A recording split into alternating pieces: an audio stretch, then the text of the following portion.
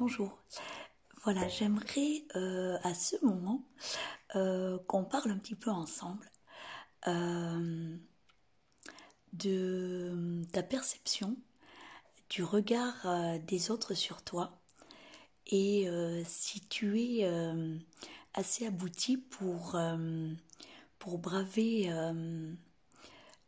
les perceptions qu'on a de toi sans te connaître ou si tu es encore bloqué par ce regard qui peut être soit curieux, soit inquisiteur, soit juste, peut-être ça peut être, je ne sais pas, pour certains ça peut être admiratif, pour d'autres ça peut être jugeant, ça peut être dépression, il y a tellement d'adjectifs du regard des autres sur nous. Et moi, à ce moment, j'aimerais qu'on parle de ce regard sur nous. Euh, Voilà, moi j'aimerais bien qu'on parle de nous et de ce regard sur nous. Là, bon, on est un soir d'été, chacun est libre et pourtant chacun de nous, pas forcément toi ou moi, ne jugeons, mais certaines personnes ont cet œil où on parle derrière le dos, sans conversation à plusieurs sur des personnes. Enfin, ça peut être blessant pour certains. Et quand tu es bien dans ta peau, en fait, tu t'en balances de tout ça. Mais jusqu'à ce stade d'être tellement bien que tu te fous du regard des autres, en attendant, si tu es avant ce cap d'avoir fait un travail sur toi ou d'avoir fait un chemin ou d'avoir vieilli ou d'avoir passé ce cap de te foutre de ce que les gens pensent de toi, c'est très important. Et des fois des gens peuvent aller jusqu'au suicide ou peuvent aller jusqu'à la mort parce que ils ont été trop blessés par ce qu'on a pu dire d'eux. Et moi je trouve que c'est intéressant de parler comme ça en tête à tête de ce regard qui est des fois inquisiteur, mais la plupart du temps, si on parle de ça en ce moment, c'est pas un regard d'admiration ou de béatitude sur toi. Si on parle de ça, c'est que ça peut être parce qu'on juge ta vie, parce qu'on juge tes références, parce qu'on juge tes relations, parce qu'on juge ton travail, parce qu'on juge tes amitiés, parce qu'on juge ta famille, parce qu'on juge tes parents, tes frères, tes sœurs, des membres de ta famille, ou je sais pas, voilà. J'aimerais tout ça, j'aimerais un petit peu qu'on parle de ça. Moi, c'est vrai que maintenant, je me fous du regard des autres. Mais c'est assez... non, c'est pas récent. C'est vrai que je m'en fiche depuis assez longtemps. Mais en plus, quand tu fais encore un travail supplémentaire sur toi, tu passes à un état de paix ou de satisfaction ou d'autosatisfaction où en t'aimant entièrement, avec tes ombres, avec tes failles, avec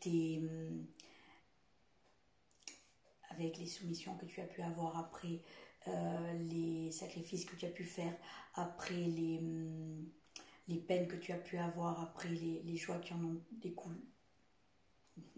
Découlu, non, c'est pas ça. Enfin, je ne sais plus. Tu, tu passes ces vagues et ces vagues et ces vagues et ces vagues qui te ramènent toujours plus loin, mais jusqu'à une certaine période où vraiment ça ne te touche plus, où ça coule comme si tu avais une tenue imperméable ou si ta peau était vraiment imperméable et si les gouttes de l'océan, de la mer te coulaient sans s'arrêter, quoi, en fait, si tu étais vraiment imperméable à tous les mots, à tous les regards, à tous ces jugements, quoi, en fait. Et moi, ce que j'aurais envie de te dire, c'est bon, de te libérer de ce que tu as à te libérer, de te purifier, de te nettoyer, de faire un travail, soit avec des professionnels, de l'écoute, ou soit avec des personnes qui réénergisent, qui libèrent, qui écoutent, ou bien toutes sortes de médecins, ou toutes sortes de médecines alternatives aussi. Et j'aimerais te dire, fais ce pas pour qu'ensuite le regard des autres, qui est malfaisant parfois, qui est jugeant, dépréciant, déstructurant, qui te fait descendre, des fois qui peut te faire, voilà, oui, pleurer, qui peut te faire, comme, voilà, je vais vous raconter un exemple sur ma vie. Voilà, j'ai vécu des années toute seule après mon divorce, mais des années et des années. J'ai vécu 5-6 ans toute seule. Et c'est vrai que j'avais une meilleure amie. Et c'est vrai que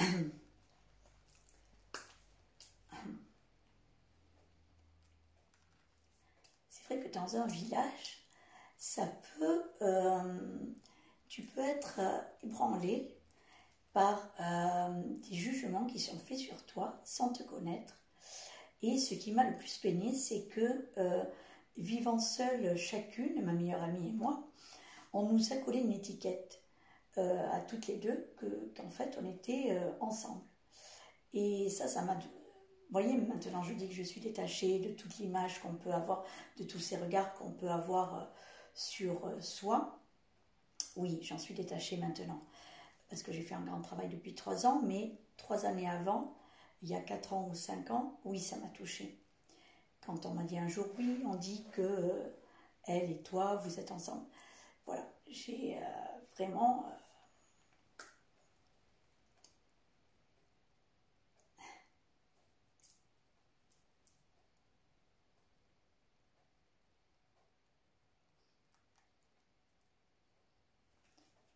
eu beaucoup de peine d'entendre parce qu'on est meilleures amies, parce qu'on est célibataires toutes les deux, parce qu'on va à des spectacles, parce qu'on mange au restaurant ensemble, parce qu'on est très souvent ensemble après notre travail. On nous colle une étiquette de filles qui sortent ensemble. On ne dit pas forcément de deux copains qui sont toujours ensemble, qui font du rugby ensemble, qui vont dans les soirées ensemble de troisième mi-temps, et qui sont tout le temps ensemble après le travail. Je pense qu'à la campagne, de deux garçons, je pense que de deux garçons lambda, on ne va pas le dire. Mais d'une fille qui arrive d'avoir passé, je ne sais pas moi, une vingtaine d'années à la ville, et d'une fille locale, voilà, qui est moderne, qui a son métier, chacune ont leur métier, chacune sont célibataires, chacune peuvent faire tellement de choses ensemble quand on est meilleure amie, homme, femme, on est ensemble parce que on aime des choses ensemble, on aime aller dans des spectacles, on aime aller au resto, on aime sortir.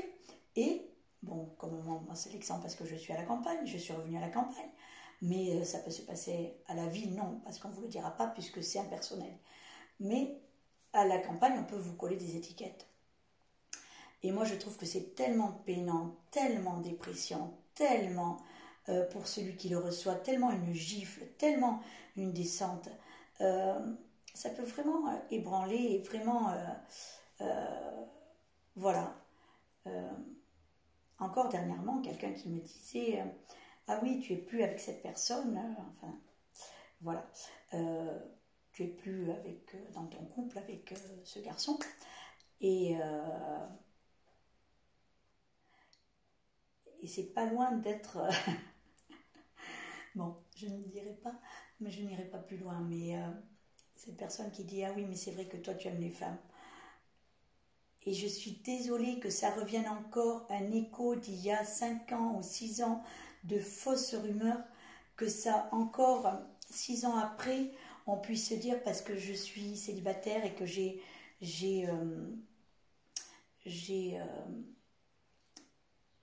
voilà, parce que dans un couple, voilà, ça s'est arrêté, qu'on puisse encore revenir sur ce terrain et te jeter à la figure encore ce mensonge et cette irréalité, et qu'on te balance comme ça, comme si on te balançait ah oui, tu es blanche, toi, ou tu as les yeux verts, toi. Oui, des vérités, ça c'est... Mais là, ce n'est pas une vérité. Et on me le jette à la figure comme si ça n'était une, pourtant. Et moi, j'ai envie de vous dire, ou j'ai envie de te dire, c'est tellement triste. Mais assume-toi comme tu es. Mais même quand c'est faux, on se permet de te jeter des choses à la figure. Alors moi, j'ai envie de te dire, assume-toi tel que tu es, mais assume-toi, fais un travail pour que le regard des autres, comme moi, 3 ans après, ou 4 ans, ou 5 ans après, ça ne te touche pas. Il y a tellement de choses qui peuvent être dites, et tellement de choses fausses, et que les gens, encore 6 ans après, renvoient à la figure, mais c'est tellement triste. Moi, j'ai envie de vous dire, assumez-vous tel que vous êtes, mais surtout, avant de dire quelque chose au visage de votre prochain, assurez-vous que ce soit la vérité, parce que ça rend tellement triste.